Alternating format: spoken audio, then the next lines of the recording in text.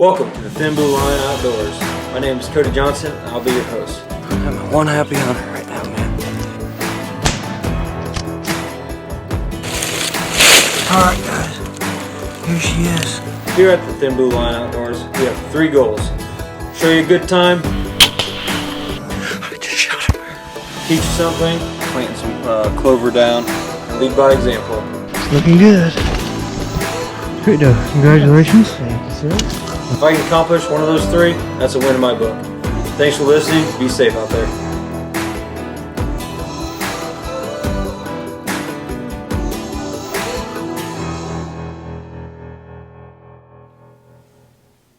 Alrighty, welcome to the Thin Blue Line Outdoors podcast. This is episode 27 with just the red coat today. We got rid of our dead weight in the redneck, Jesse, and so no, it's too bad he can't be here today. But he's here in spirit. So anyway, we do have some exciting news to share. Before we get to that, though, Ryan's got some good news. Ryan got here on Thursday and has been hunting ever since. And Ryan, just want to take it one day at a time and kind of explain what happened, and then we'll share the good news here. Yeah. So I arrived here late Wednesday night.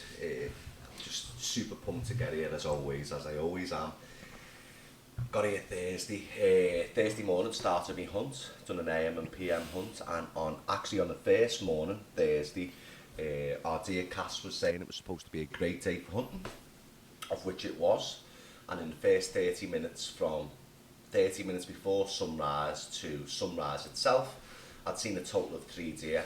I got a shot off within 15 minutes of legal shooting. Decent sized doe. I thought the shot was perfect. I thought it went really well. The one thing that concerned me on that shot though was that the whop and thud that I heard, and I thought, oh, is it shoulder? I was trying to hug that shoulder, try and get them vitals, but give a whop and thud, give it about an hour, and then Cody came out and helped me track that one. So we did see blood on the field, and we was able to follow it, maybe, what would you say, 80 yards or something, into the woods, and then we lost it. It stopped. It was almost like an alien spaceship came down and sucked the deer away from us. I think we did like 100 yards circumference around that last little bit of blood that we see. Yeah, so we actually made it farther than that. Was it? I know we made it over. I don't remember if it was 120 or 220. I think it was 120. Yeah. I think we made it. Oh, that's right, because you pulled up the... yeah, Onyx, yep. The Onyx. So we've done about 120 yards, and then from the 120 yards where the last blood was, we did this 100-yard circumference around that blood, and we just could not find it. We really tried really hard, and got to a point once again where the gaffer calls it a day on that hunt. Boom had said, judging by what he'd seen, we did come back, we reviewed the footage, and judging what he'd seen, he said, there's a good chance that the deer will survive, and no hunter wants to leave a deer out there. It's heartbreaking, it's soul destroying. It's not why we hunt. We hunt to harvest, and we hunt to take meat. Obviously, we want it to be sustainable. So really guilty. I sulked for a long time after that one. I was really upset about it because I thought, oh my God, it's happened again. What am I doing wrong? I know the bow was spot on. As always, I came back. I changed up my style when I was practicing on the range. So what I did was, Boom's got an elevated tree stand, like a tripod, quad pod. So I hopped up on that one, so that gave me the elevation. Then I set targets at 20, 30, 40 and 50. As I mentioned in the last podcast, a lot of people are saying it's always best to practice at a far distance so that when the shots come closer, it's a lot easier. And the bow was spot on. So it had to be me. It had to be me. And I got with the team that night, and I had a good telling off and a good talking to. I had loads of education on it. And that night before I went to bed, I found myself reviewing, vitals of a deer, where the deer is, and where the vitals are, and I started going back to basics. with it. So I got a lot of practices, and the shots were absolutely spot on. So at that point, I knew it was me. That night, I started doing deep breathing exercises. When I got into this sounds crazy. I do want to cut you off a little bit. So to go back on Ryan's shot, so essentially what happened is he straight on shoulder bladed the deer. Looking back, I couldn't tell on his phone when we first watched the footage. She muled kicked, which is usually a good sign. But he hit the shoulder blade dead on. I don't think it punctured the shoulder blade at all. I think he was shooting a fixed blade broadhead. My guess is a expandable broadhead. My assumption is it mushroomed right against that shoulder blade and didn't penetrate. That's a problem with a lot of those expandables. It's perfect if you miss bone, but if you hit bone, sometimes they do that. So trying to go back, what I think Ryan did wrong on that shot, if I had to guess, is he was calm. Like he had beautiful GoPro footage, and when you watch the episode, you'll see it. He was calm and collective the whole time. Problem was then he stopped the deer, which I have no problem stopping a deer. Ryan and I talked about that. Yes, in my opinion, it's better if you stop the deer naturally. But if you have to stop it, you gotta stop it. It is what it is. But the problem is he stopped it, and you could almost see on the video the panic. Like, I gotta shoot it now. Like, stop it. Take a deep breath. Make sure you're holding where you want to. Pull the trigger. That's what I think. You were good until you stopped it, and then you panicked there. Again, shit happens. It is what it is. All we can do is move on from it. Good chance that deer lived. Obviously, we don't know for sure. Obviously, I'll be paying attention to cameras, and if I get see a doe with a mark on it and the shoulder blade, then we'll know. So, yeah, hopefully she lived, and now I'll kick it back to Ryan. Yeah, and I think you're absolutely right. So on the GoPro, I stopped it. It stopped, and it was almost a second, wasn't it? A second or two, bang. I took the shot. But again, I'm soaking all this in. Critical feedback's, a huge part of life for me. And, you've got to learn from your mistakes. I've said this before, and I just don't want to keep making the same mistake. So I had to gather all this information. I had a lot of good talk and a lot of good education. I went back on myself. I got back out on the range. I was shooting from elevated. I got the confidence in the weapon.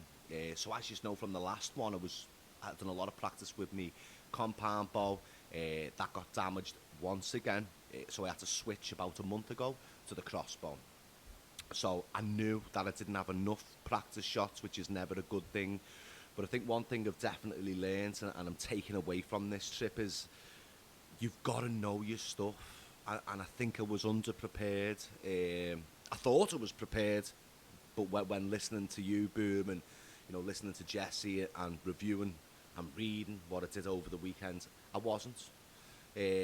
My biggest problem is living that city life, is finding a place to practice it. I've got 18 yards in my back garden, which I can do with my eyes shut, but when you start getting out a little bit further. So I regained the confidence in the weapon, and I think that helped me magically, because I knew it was me. So then I knew I had to come up with a system or a set of steps to get me in the right frame of mind. So really funny, every hunt that I went out on after that, and this is going to sound mad, but I think it actually helped. As soon as I sat in the stand and you're hot, you're sweaty, I'd done 15 minutes deep breathing. It was almost like a meditation. I'd sit there, my eyes were shut, deep breath in, hold the breath, let it out slow. And I did that for about 15 minutes, just to regulate my heart. And what my philosophy was, that is, when it comes to the deer showing up again, I've got that in my head. And then I started going through them same steps again. So I really got that under my belt as well. But preparation is everything. And, when you think you're prepared, assume you're not, and do more, and never ever stop doing more. And again, it's for the deer, it's for the animal. Yeah, so one thing I do want to talk about, because I think it's a good learning moment. Luckily, I know a lot of people who listen to this podcast are longtime hunters, so they're kind of more in my position than they are you. So Ryan did have another opportunity on a tumor doe that we had. And this doe's nasty. I'll put it in the podcast right here for your video. I'll put a picture of the podcast. You know, I told him, hey, you see this doe? I really want her dead because we need to put her out of her misery. Just got nasty black tumors all over her face, chest, neck. It's just nasty, and I feel bad for her.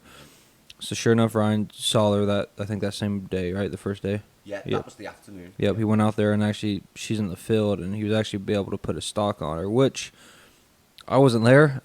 My guess is the reason you were able to actually put a good stock on her was part of it, I think, was because she's out of it with the tumors and stuff. Just because, not saying it's impossible to stock a whitetail in the Midwest of Illinois, but it's extremely difficult. So my guess is that was part of it. Ryan got a shot. We don't know exactly what happened with the shot. He thought it was a good shot. We ended up not finding her. She actually ran onto the neighbors, which unfortunately I wasn't able to. We weren't able to get permission. I need to get his number when I get a chance and try. Hopefully she went to the neighbors and died. Again, Ryan was going to eat her anyway because I wouldn't want anybody to eat her. You know, more than likely it's probably okay. Why take that chance? Hopefully she was put out of her misery. We don't know.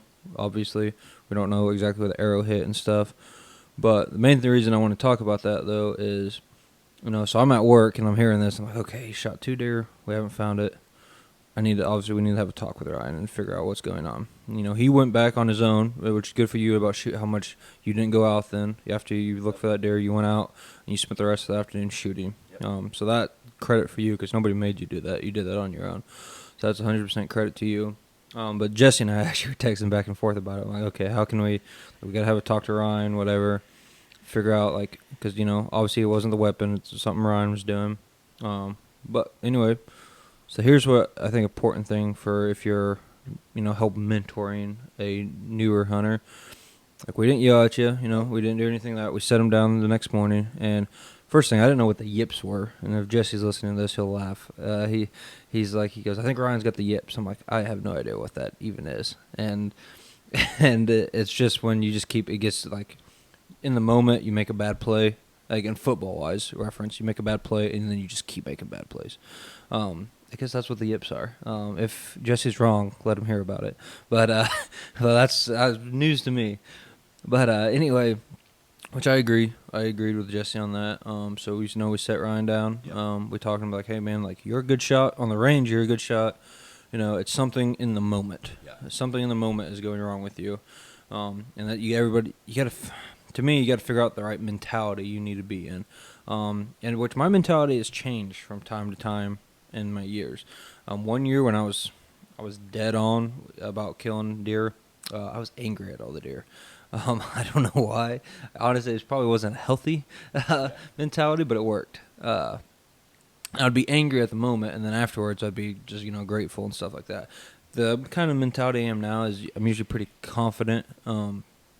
And I just keep talking to myself I got her, I got this deer. She's dead, blah, blah, blah. And it usually works for me. It didn't work for me this year so far, but usually it works for me. But anyway, we talked to Ryan about that mentality and deep breath. And then we also, when he got here this weekend, I think we told you 30 and in is what you set yourself. Yes, yeah. That's what I set myself. Yeah. We told Ryan after that. Well, I told Ryan after that. I'm like, hey man, 20 yards and in. Obviously, it's not because you're a bad shot. It's actually something with your mentality, mental case, whatever. And yeah, Brian took that to heart, and it went extremely well. So I'll let him carry on for the rest of the days. But I just want to reinforce that, there's no point of burying a guy if a guy's down. There's no point of yelling, whatever. Just talk it through with him, try to figure out what's wrong, and give him critical but sound advice. Yeah. So. And grateful, super, super grateful because I'm one of these people that really takes stuff to heart, and even though you want to be the best at everything you do. I've spoke about this before. I've also spoke about not being able to improve without making mistakes. It's just when you're hunting, when you make mistakes, animals are being injured, and that doesn't sit well with me. It doesn't sit well with me at all. I always want it to be the most ethical and clean shot. So they didn't beat me down.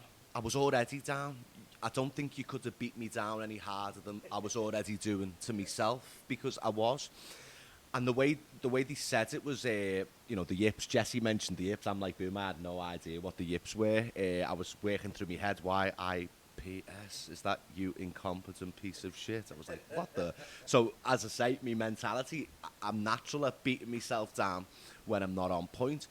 But the way they explained it was exactly like the football, and I think he used the Jay Cutler for the Chicago Bears analogy. You have one bad game, and then the next one, you're just overthinking everything, and trying to do like mad stuff to try and make up for the last game, and it doesn't work. So then the next game, you're trying to do even more, and I don't know whether you're putting yourself under too much pressure or doing this, but it doesn't work, and that's what I needed to figure out, and I think without that conversation, I don't even know whether I'd be able to figure that out. In fact, I said to the guys on the day before, if that happens again, I won't be hunting this land again until I get myself right. I wouldn't have, because,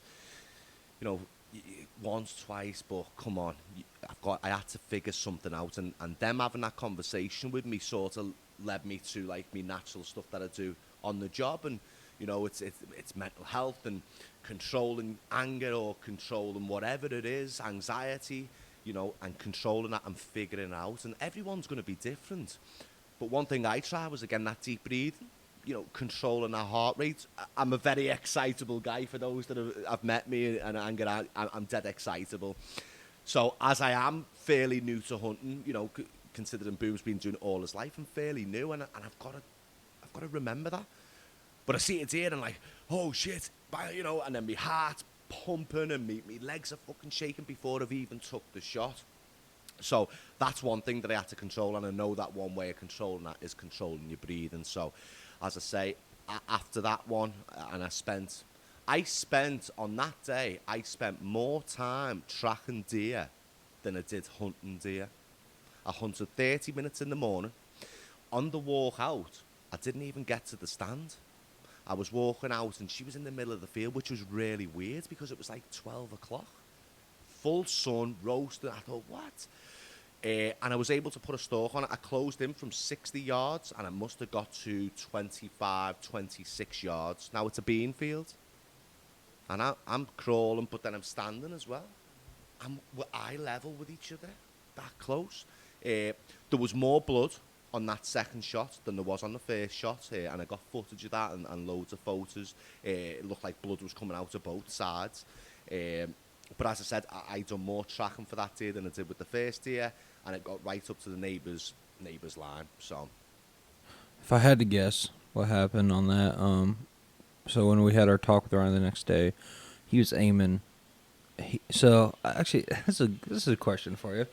So, because I know before the season you were talking about the Vital V, which Vital V is a very good concept, in my opinion. When you listen, you can go to all kinds of YouTube channels and look at the Vital V. But when he was showing me on a deer diagram where he was aiming like top of the lungs. And even more to the left, kind of where like if you shoot right there, you may or may not hit the shoulder blade, depending on how the deer is positioned. So anyway, my guess is he hit no man's land. Hopefully not. I'm hoping he clipped the lungs of that tumor doe. I'm hoping she's dead out there. Normally I would not wish that, but like I said, if you looked at the picture, she's got these nasty black tumors on her. I'm hoping she's dead somewhere because that deer needs to be put out of her misery. And when you see it in real life, I actually seen that doe in the morning, and it was so bad from, I think she was 60 yards away, it looked like she had like a baby raccoon. I thought, what's that in its mouth?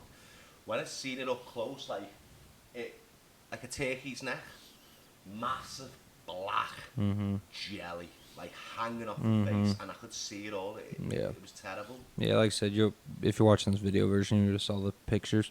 But so Ryan's done this a couple times to us. Is we talk about something, and then I see him next year, and it's off. What happened, buddy? So like the Vital V, did you like read up and research on it and just like get confused on the placement, or what do you think happened there? I think you guys made a good point when we had a conversation. Shotgun, like I drop deer like on the spot. It's very rare that they run. Because you're probably shoulder blading them, and it's busting through the shoulder blade and hitting the lungs and heart. Because a lot of times, especially if the deer pulls its shoulder back over its vitals, I'm like, yes, perfect. Because I'll put my shotgun right on it, bust through that shoulder, take out all the heart and lungs. Yeah. So, and I think by mentioning that, when you mentioned that the shotgun's more forgiving. So, I am new to bow hunting. I have had a bow for 2-3 years, but obviously I've been hunting shotgun a lot longer, and that mindset of you shoot it, it's going to smash through everything, and it's not the case with bow, and the bow's a whole new animal for me. So I'm thinking, I've got to be mid, I've got to be as close to that shoulder blade as possible. It doesn't matter, as long as I hit it mid by the shoulder blade, it's a done deal. I think something else that you mentioned to me on all them diagrams, and for new hunters out there, I want you to know this too, because Boom had made a really good point. He doesn't like them diagrams of vital organs that you see on the internet, because they make the lungs look really big. And he made a good point. Yeah, when the lungs expanded, they're quite big. But on that deer that I had yesterday, the lungs were this big. And you're looking at a deer thinking you've got this much space, when really you've got a softball amount of space. So that was another thing on that one. The bow is less forgiving. You've got to be extremely on point. B, you've got to know where you're hitting. C, you never want to take anything for granted in terms of, oh, if I hit it middle of the deer by the shoulder blade, you're good, because you're not. So then that changed my focus then, and obviously I started again doing more reviewing and just reminding myself, the heart is fair lower down, and where that V is, anything above that V is a massive shoulder blade, and that covers quite a fair bit of space. When you're coming just under the V, I think you mentioned, try about 3 inches above the white, 2 inches above the white, below the V, that's the heart. And I kept this in mind, and as we move on through this podcast, and when you see the video, and I pulled everything together. I had to, because I told myself, if that happens again, that is me on this property. Yeah, if you want to go ahead and skip to the final hunt. Final hunt, baby. So it was, Saturday afternoon. It was my last hunt. So our original plan was we were going to hunt Thursday, Friday, Saturday and Sunday. But Mother Nature came into play, and she gets the final say. So the weather forecast was literally saying 95 to 100% chance from 3 a.m. Sunday morning right the way through at midnight, 1 o'clock in the morning. So the entire day was scheduled for thunderstorms, monsoon rains all day. So we knew that we wasn't going to hunt it. So my last hunt was going to be yesterday, Saturday afternoon. I went out in the morning. We seen 5 deer. As I'm driving into the first bean field on the 4x4, we spooked 2 deer. I get a text in the stand from Jesse. There's a buck behind you. Can you hear it? Can you see it? It's gone out of my sight. I didn't hear it. I didn't see it. But it left out of sight. But as I am standing and looking round, about 80 yards behind me, I did see a doe in the field. That doe walked east, but then abruptly turned back and came west. So I thought there's a chance that could walk the line and come my way. Maybe about 10 minutes later, I'm texting Jesse back saying, you've got a nice sized doe to the right of you. Now, to the right of Jesse in the tripod, there's a big bush, so he wasn't able to see it, but I was able to get a picture of it, and it did look like a dark, decent sized doe, but he didn't see that. Jesse also got about 7 minutes footage of a button buck in the tripod that he didn't want to shoot. So Jesse's joke was he's had his fair share of button bucks, so he's going to let that one live. I, however, haven't had a button buck ever. So I thought to myself, okay, well, if that opportunity came, I've got to get rid of this duck. I've got to get rid of this case. I've got to put it, so I will put it down. So after we finished our morning hunt, I was speaking to Jesse, and the night before, once again, I'm reading through research and deer papers, and what they were saying is that deer will typically come out of the beds and go out for the day, but they'll typically come the same route following their scent to get back to the bed. So I said to Jesse, I said, what are your thoughts? Do you think I should hunt the same stand, or do you think I should go into the tripod stand in the hopes that button buck will take the same path? So I had the option of the button buck, or I was thinking that doe that didn't come towards Jessie, but obviously came from behind, she might come back that way. So I said, okay. We discussed it. I was going to hunt a tripod, so I got out there. A little bit later than I actually planned, actually. We've had this, my brother bought a tree stand 2 years ago, and for the life of us, we've talked about it. We couldn't figure this tree stand out, but Boom and his wife went to Bass Pro Shop and found that one set up, and he's like, yeah, it needs to be like this. So I thought, okay, so when I finished the morning hunt, I said, let me have a look at this tree stand. I was able to figure it out, and my personality is, once I'm onto something, it's very difficult for me to stop until that challenge is complete. So I worked on it. I think got to 2:30, and Alicia came out and said, you better hurry up. It's 2:30. You want to be back in the stand. So I got that project finished, which is a massive project, and it's finally done. And then I ventured out. So I think I got back in the stand at about maybe 2:45, and I'm just sitting there patiently. I had everything set up, everything was prepared, and then I start my deep breathing again. Just get my heart rate down, get in the mindset, get focused, and constantly, below the V, 2 inches above, take a deep breath. I remember your dad saying last year, follow the shot through, don't look, enjoy the shot, watch the shot. And this is the montage that I've got right now, so I'm doing it. I want to say about maybe 4:15. I want to say I'd have to have a look at the video. Probably about 25 yards, I see this deer coming out, and it came from the woods. So it was like, oh, what is it? So everything was set up and prepared, and I watched it, and I'm taking my deep breaths, and I'm eyeing it up in my scope. I'm just seeing where it is. I'm watching the movements. I'm seeing how it's moving. I knew that my best shot was going to be 9 o'clock from the stands, from where I was at. It was going to be 9 o'clock. There's a nice opening. So this deer walked out about 20 yards, right in front of the trail camera that we had. So when the deer was coming in, I'm watching it. I'm taking my time. I'm taking my breaths. And I just remembered everything. It just all came together.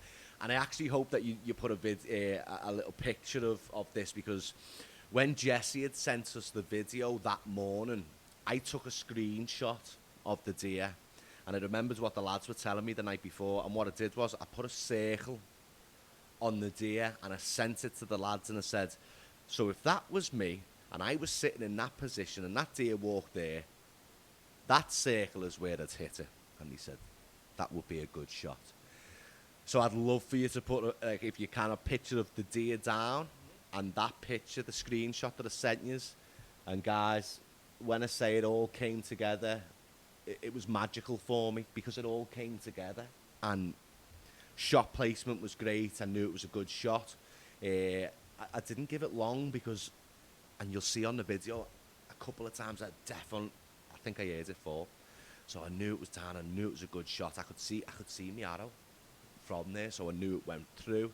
I got down after about maybe 20 minutes, got my breath back, stopped shaking like a shitting dog, got my breath back, got my composure back, and got down. I already had another arrow reloaded just in case. I got down and found the arrow instantly. Arrow went right through. It was covered in blood from tip to top. So I anticipated a good shot, and right by the arrow, massive pools of blood. So I didn't have to do the whole take a step, look for blood. I could see it. I could see it on both sides. So like I could literally walk. Just there, yeah, okay, bang, bang. So I followed it again. My heart's starting to pump now. So long story short, I got the job done. Folks, I got the job done. I broke me duck. I broke the curse of all them shots. I learned from my mistakes. I got my first bow kill out the way. It wasn't a world-class buck. By no means. It might have been a year or so. It was a button buck. But to me, and the video will say all this, to me it meant the world. It meant that the curse was broke. I got the first bow kill out the way. It meant that I was proud of not just me, but of the team as well, for having them conversations and, re-educating and just walking me through it and getting me in the mindset. As Boom said, I'm a killer shot.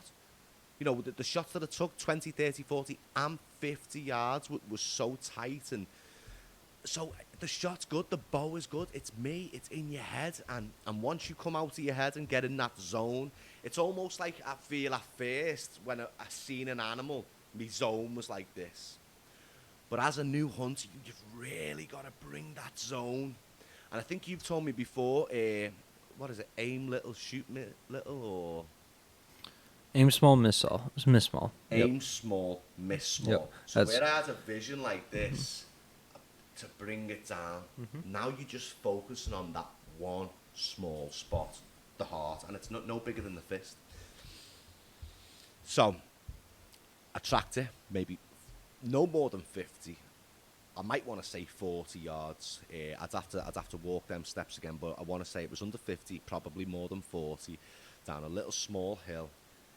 Followed the blood, great blood trail, and at the very bottom of the hill, there he was, a little button buck lying there. I could see straight away that the shot was good from one side.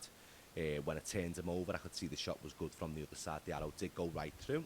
It was a heart shot. I've got the heart in the fridge, so we'll have to remember that because I don't want to leave it there without forgetting. A really nice slice through the heart. So it was a good heart shot, and then the exit wound had actually snapped the bone of the leg. So it went right in, right out. I think it was an ethical kill. As I say, it didn't go no more than 40 yards. It was a good blood trail. I'd like to think that deer expired really quick and hopefully as painless as possible. Job got done. And then that's when the fun began. That's when I had to drag it up the hill, which I loved. The sweat was dripping off me, but I've been working out. If you can't tell, I have been working out. I'm down 32 pounds from last year, so I was a lot fitter, which is all part of the hunt. I've been watching you and Jesse, you prepping for your elk hunts as well, doing your hikes. I thought, okay, well, I need to do that as well. If it's good enough for you, it's good enough for me. So I've been exercising every day. So I pulled it up the hill, got it to the top, little time lapse of myself field dressing the deer. From that point, packed up all my stuff and then started the drag. Loved every minute of it. My heart was pounding, but I powered through and I loved it. I really did. Yeah, and he played this one close to the chest. So usually we get a text, hey, I just shot a deer when I start blood trailing. This one, he didn't tell us anything until all of a sudden there's a picture of a dead deer. I'm like, you son of a gun. I'll tell you why. Mm-hmm.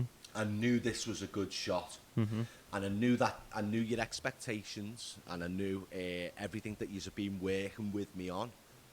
My head said, I can't wait. The first picture I'm not even going to text you, I'm going to send you, and I wanted the first picture to be that deer down. Now, you'll see on the video, I think I heard the deer fall. So, like, you see me looking, and you see me listening, so I think, I've done it. But I wanted to just, like, not a surprise, but I wanted to, like, surprise us, like, lads, I've fucking done it. Here it is. This is what we've worked towards. So that's the purpose of it. The other thing is, though, like, I had to go through that, and I had to do it, like, on my own, because you've been so supportive, and you've always been there with me side by side. But now it was my turn to take all of that and show you, like, listen, I want to get better. I want to do good. I want to be the best that I can be. I'm listening. So all the tracking that you taught me, used it. I watched the video you and your brother field dressing a deer. I've done it. I seen your brother dragging his doe out with a rope. I've done it.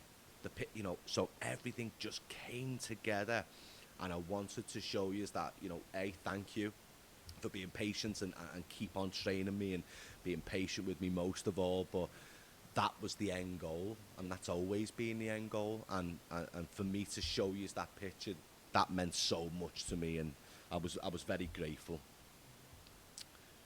Well, yeah, so that was the weekend. I know Ryan and I were already kind of planning some November plans. Fortunately and unfortunately, I had some work schedule change, so I will... my November rut vacation has changed some, but it's for good reasons. A better position at work, so I'll take it. But we're already making some November plans. I don't know. Hopefully, I know I'm gonna probably deer hunt with Jesse a little bit more in November. I'm hoping I get with Ryan and his brother Ash for at least a duck hunt or two. that's kind of our plans for November. Of course, they'll be shotgun hunting. I'll be shotgun hunting too, so I'll be out there hopefully getting some deer down during shotgun season. Other than that, we are a little over half an hour in this podcast already, so it's flew by. Yeah, if you haven't checked out, I got the website up now, thinbluelineoutdoors.com. Got the domain. There all the merchandise with inventory and everything is on the website. So if you want to order anything, it's easy. It's just easier now. You can pay with PayPal, or any of your credit cards are taken. Makes it easier on you. Makes it easier on me. Works out good. And I'll get that mailed out to you as soon as possible if you order anything like that. I do have some new merchandise coming. As soon as I have it, I will make sure it's posted on social media. I think you guys will like it. If you guys like the hats I had, I think you'll like these even better. I'll give you a little clue there. Other than that, good luck to everybody out there hunting. If you enjoy this podcast, don't forget to like, subscribe, leave me a review. All the numbers are growing. We actually just had a podcast beat your guys' numbers. Nice. So you guys were the number one podcast for a long time. Matt and Nicole Rave have beat you guys all in overall views now, so that's good. Nice one, the Rave. Nice one. So that's awesome. And yeah, so hopefully we keep all the numbers keep going up, and yeah, appreciate all that. Ryan, congrats again, man. I was super pumped for you. Thank you. You well deserved and well earned. Like you worked for it. It's for shooting. Like most people, they see me post a picture here later of you and your button buck. They're like, oh, they killed a button buck. Good. If they knew all the hours and time you spent to get that button buck, they would know how important that is to you. So and that's why it means so much more. As I say, I've shot 8 pointers, but this one is special. Thanks everyone for listening, and plenty more to come. Make sure you check out the website. I think it's incredible. Get your orders in. Wait until you see this new merchandise. Like, share, follow, subscribe, even donate. Let's get this channel rocking and rolling for the Thin Blue Line Outdoors. I'm forever grateful for everyone and everyone's support, and especially to Cody and his wife. Forever grateful. Thank you very much. Well, I can't beat that. See you guys.